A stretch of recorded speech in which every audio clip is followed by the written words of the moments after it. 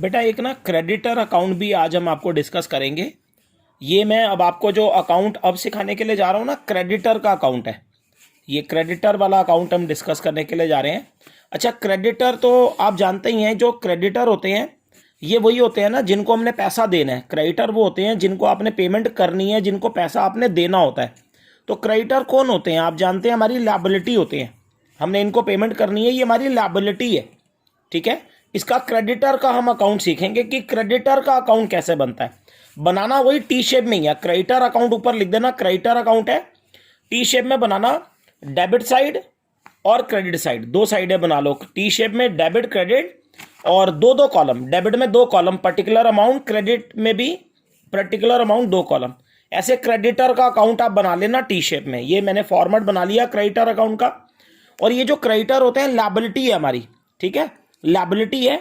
तो एक बात आपको बता दूं, क्योंकि क्रेडिटर हमारी लायबिलिटी है। अब लायबिलिटी का रूल क्या पता है?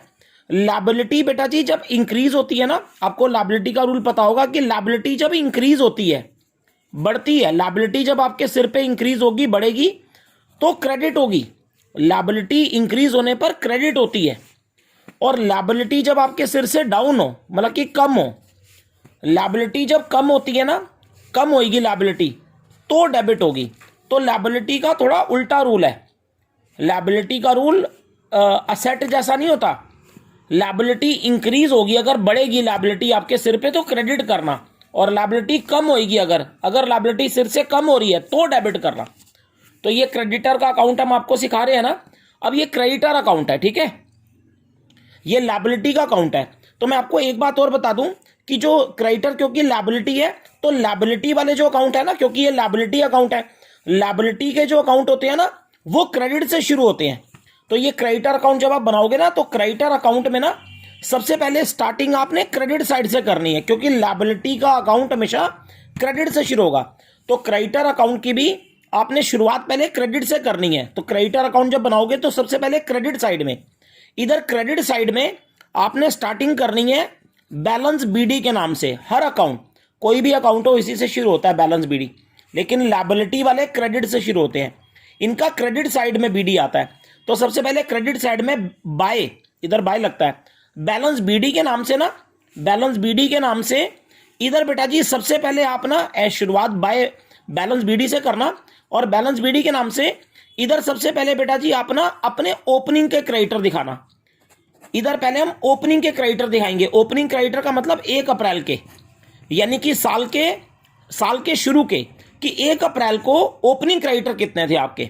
ओपनिंग क्रेडिटर मतलब साल के शुरू में 1 अप्रैल को शुरू में आपके क्रेडिटर कितने थे।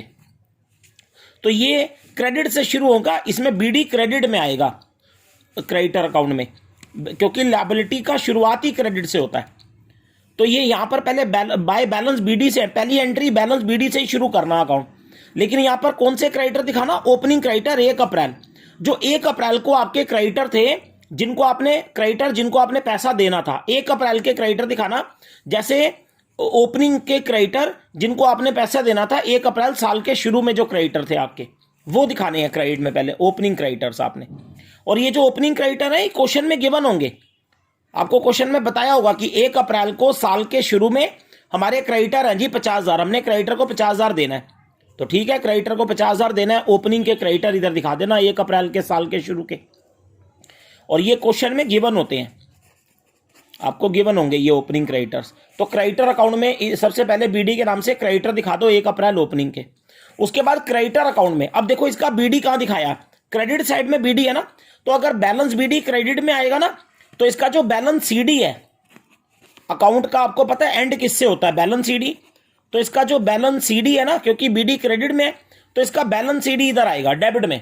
तो एक क्रेडिटर अकाउंट है ना, तो इसके डेबिट साइड में सबसे लास्ट में बैलेंस सीडी से एंट्री करना, और यहां बैलेंस सीडी के नाम पर क्लोजिंग क्रेडिटर इधर दिखाना। इधर बैलेंस सीडी इसका इधर आएगा डेबिट में लास्ट में, और इधर बेटा जी बैलेंस सीडी के नाम पर यहां पर क्लोजिंग क्रेडिटर दिखाना। क्लोजिंग क्रेडिटर कौन से? 31 मार्च, यानी कि साल के एंड के, ये 31 मार्च के क्रेडिटर, क्लोजिंग क्रेडिटर इधर दिखाना। एंड में जो आपके क्रेडिटर बच गए, क्वेश्चन में गिवन, ये भी गिवन होते हैं क्वेश्चन में, आपको गिवन होंगे कि 31 मार्च को क्लोजिंग में आपके क्रेडिटर है 1 लाख, आपने क्रेडिटर को 1 लाख देना है, तो क्लोजिंग के जो एंड के क्रेडिटर होते हैं ना, साल के एंड वाले जिनको आपने पेमेंट देनी है क्रेडिटर को, वो इधर बैलेंस सीडी, नाम तो बैलेंस सीडी आएगा, क्लोजिंग वाले एंड वाले क्रेडिटर इधर दिखा देना। तो बताओ जब क्रेडिटर अकाउंट बनाओगे तो इसमें बीडी ओपनिंग बैलेंस इधर और क्लोजिंग बैलेंस इधर, ओपनिंग क्रेडिटर इधर, क्लोजिंग इधर, क्योंकि लायबिलिटी है। अच्छा, अब ये क्रेडिटर अकाउंट बना रहे हो ना, ये क्रेडिटर का अकाउंट है।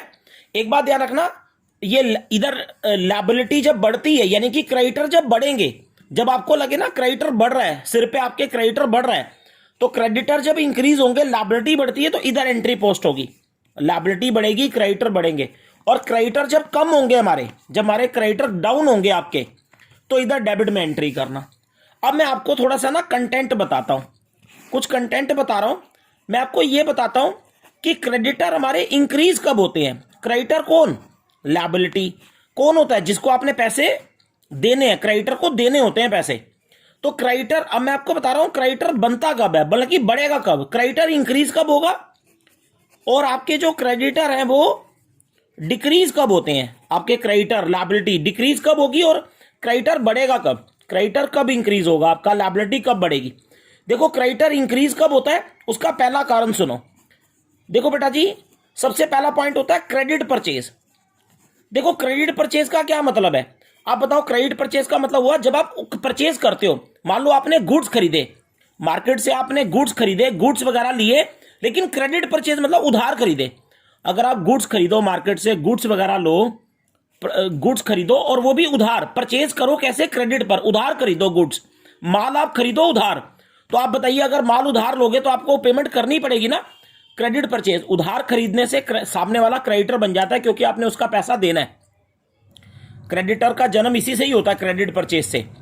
आपने उधार लिया, आपने परचेजिंग करी उधार में, तो आपने उसकी पेमेंट देनी है ना। मान लो राम से लिया, राम को देना, तो राम आपका क्रेडिटर है। तो क्रेडिटर कब बढ़ेगा, जब आप क्रेडिट परचेज करोगे, उधार खरीदोगे, तो क्रेडिटर बन जाएगा आपका। तो क्रेडिटर बनने का इसकी ये वजह होती है। अच्छा, क्रेडिटर कम कब होते हैं, पहले इनकी वजह बताता हूं। क्रेडिटर डिक्रीज कब होगा, आपके जो क्रेडिटर है, सिर पे लायबिलिटी है, वो कम कब होगी, क्रेडिटर कब कम होता है। क्रेडिटर डिक्रीज होने की पहली वजह है बेटा जी, जब आप कैश पे कर देते हो। मान लो आपने क्रेडिटर को कैश पे कर दिया, जो आपके क्रेडिटर थे, लायबिलिटी थी, आपने उन्हें कैश दे दिया। तो बताओ, कैश दे दोगे तो क्रेडिटर कम हो गया, लायबिलिटी कम हो गई। और क्रेडिटर कब कम होगा, क्रेडिटर से, जो जिनको आपने पैसा देना है, अगर क्रेडिटर से बेटा जी आपको डिस्काउंट रिसीव्ड हो जाए, मान लो क्रेडिटर से डिस्काउंट मिल जाए, आपने उनको पेमेंट देना है, तो क्रेडिटर से आपको डिस्काउंट, याद रखना, रिसीव्ड होता है, मिलता है। क्रेडिटर से डिस्काउंट हमें मिलता है, तो क्रेडिटर से हमें डिस्काउंट रिसीव्ड हो गया 3,000 का, तो अब उन्हें पैसा नहीं देना पड़ेगा। तो क्रेडिटर कम कब होता है, लायबिलिटी। क्रेडिटर डाउन कब होता है, उसकी वजह बता रहा हूं। डिस्काउंट मिल जाना, कैश दे देना, या फिर मान लो परचेज रिटर्न हो गई। परचेज रिटर्न का मतलब जानते हो क्या है? परचेज रिटर्न का मतलब हो गया कि आपने जो क्रेडिटर से माल खरीदा, जो आपने खरीदा था माल, परचेज किया था माल क्रेडिटर से, वो आपने उसे वापस कर दिया। परचेज करा हुआ गुड्स जो आपने खरीदे थे वापस कर दिए क्रेडिटर को। आपने कहा क्रेडिटर ले जा, मुझे नहीं चाहिए, माल वापस कर दिया। तो माल वापस कर दोगे तो अब क्रेडिटर कम हो गया ना, अब आपको उसे पेमेंट नहीं देनी पड़ेगी ना। परचेज रिटर्न हो गया तो आपको उसे पैसे नहीं देने पड़ेंगे, अब क्यों दोगे, तो माल ही वापस कर दिया। तो जब परचेज रिटर्न कर दो, वापस कर दो, तब भी क्रेडिटर कम हो जाता है, लायबिलिटी कम हो जाती है। तो ये 3 वजह मैंने बताई। एक और बताता हूं आपको बेटा जी। क्रेडिटर कौन होता है, जिसको आपने पैसा देना है। कई बार क्रेडिटर को, जिनको हमने देना है, हम उनको क्या करते हैं, बिल पेबल इशू कर देते हैं। बिल पेबल की बात याद करो, बिल पेबल वो होते हैं जो आप इशू करते हो, आप लिख के दे रहे हो, आप लिख के दे रहे हो कि मैं तेरे को पैसे दूंगा, वो होता है बिल पेबल। आपने लिख के दे दिया कि मैं तेरे को पैसे दूंगा। जब आप बिल पेबल इशू कर दो, किसको, क्रेडिटर को, आप उसे क्रेडिटर को लिख के दे दो, मैं 6 महीने बाद दूंगा तुझे, तो बिल पेबल आपने क्रेडिटर को दे दिया 6 महीने का। तो जब बिल पेबल दे दोगे ना क्रेडिटर को, बिल पेबल क्रेडिटर को बना के दे दोगे, इससे भी क्रेडिटर कम होगा, इससे भी क्रेडिटर कम होता है। और हाँ, ये मैंने वजह बताई, जब क्रेडिटर कम होता है, बिल पेबल दे देने से क्रेडिटर कम है। और क्या है, परचेज रिटर्न, माल वापस कर दिया, कैश दे दिया, या डिस्काउंट मिल गया, इन सबसे क्रेडिटर कम होता है। और क्रेडिटर बनता कब है, लायबिलिटी कब बनती है, जब आप क्रेडिट परचेज करो, खरीदो, उधार खरीदो, तो क्रेडिटर बनेगा। एक और वजह से बनता है। क्रेडिटर बनेगा कब, क्रेडिटर आपका कब बन जाएगा। देखो ये पॉइंट बताओ क्या है, आपने बिल पेबल क्रेडिटर को इशू कर दिया ना, कि आपने काट के दे दिया बिल की मैं तेरे को 6 महीने बाद दूंगा, तो ये क्रेडिटर कम हो गया ना। लेकिन अगर यही बिल पेबल, यही आपका जो बिल पेबल है अगर डिसऑनर हो जाए, यही बिल पेबल आपका डिसऑनर का मतलब जानते हो, बिल पेबल आपका डिसऑनर हो गया, मतलब कि बिल पेबल डिसऑनर का मतलब बिल पेबल किसने डिसऑनर करा, आपने ही करा, खुद आपने ही। आपने बिल पेबल का पेमेंट करना था 6 महीने बाद, इस बिल पेबल का आपने 6 महीने बाद पेमेंट करना था। क्रेडिटर आया, जो क्रेडिटर आपके पास आया पैसे लेने, बिल पेबल डिसऑनर आपने ही करा, आपने क्रेडिटर को पेमेंट नहीं दी 6 महीने बाद, आपने उसे मना कर दिया मेरे पास नहीं है। तो ये बिल पेबल जो आपने उसको दिया था तब वो क्रेडिटर कम हो गया था। अब बिल पेबल डिसऑनर किसने करा, आपने ही।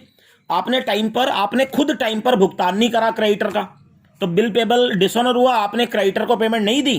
तो जैसे ही बिल पेबल डिसऑनर होगा ना, आपका ही किया हुआ बिल पेबल है ये, तो बिल पेबल डिसऑनर होते ही वो सामने वाला जो क्रेडिटर है वो फिर से आपका क्रेडिटर बन जाएगा। तो बिल पेबल डिसऑनर कर दोगे ना आप ही, पेमेंट नहीं दोगे, तो फिर वो आपका क्रेडिटर बन जाएगा, क्रेडिटर इंक्रीज। इससे आपका क्रेडिटर इंक्रीज हो जाएगा, आपको उसे पेमेंट देनी पड़ेगी। तो बिल पेबल डिसऑनर हो तो क्रेडिटर बन जाता है। और बिल पेबल इशू करके दे दो, उसे दे दो कि चल भाई ले जा पैसे दूंगा, तो क्रेडिटर गिर जाता है। लेकिन अगर वही बिल पेबल क्या हो जाए, डिसऑनर, तो क्रेडिटर फिर बन जाता हो। तो क्रेडिटर बनने की कितनी बचे हैं, बस ये बिल पेबल डिसऑनर हुआ तो क्रेडिटर बनेगा, और एक ये बचे है क्रेडिट परचेज, उधार खरीदोगे तो क्रेडिटर बनता है, और क्रेडिटर कम इन वजह से होता है।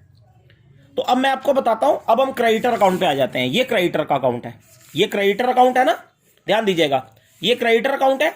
इस क्रेडिटर अकाउंट में ना क्रेडिट साइड में कब एंट्री आएगी, क्रेडिट में तब आएगी जब क्रेडिटर इंक्रीज होगा। ये क्रेडिटर बढ़ रहा है ना, सिर पे लायबिलिटी बढ़ रही है, लायबिलिटी मैंने बताया ना, लायबिलिटी जब बढ़ती है तो क्रेडिट में, इधर क्रेडिट में कौन सी एंट्री आएंगी, जब क्रेडिटर बढ़ेगा, क्रेडिटर बनेगा।